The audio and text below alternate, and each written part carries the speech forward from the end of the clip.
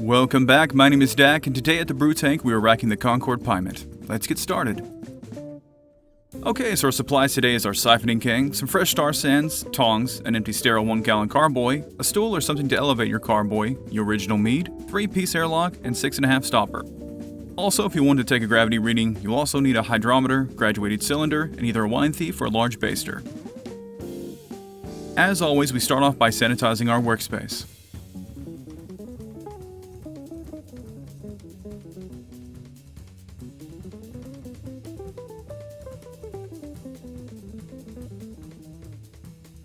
Next, we will set up our melomel for siphoning. Remember, make sure to elevate your carboy above the secondary carboy you are transferring to. Gravity will do the rest once you get it started. Before I drop this in and start to siphon, I'll call over my cameraman and we'll take a few samples and see what the flavor's at. Also, we'll get a final gravity reading.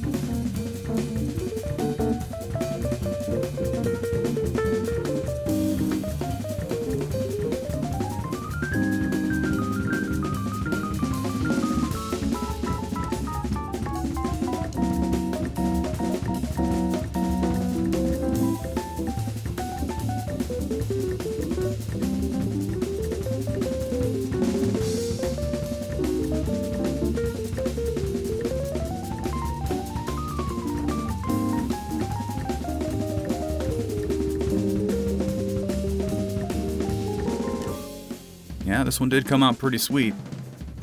After we discuss the taste, I'm going to attach the cane using the side clip. Once that's in place and adjusted an inch above the lees, let's get to siphoning. It did come out a little sweet given that it stopped at 1.03, so hopefully it mellows a little bit with age. I'll come back to this one later and refine it more, probably using some acid.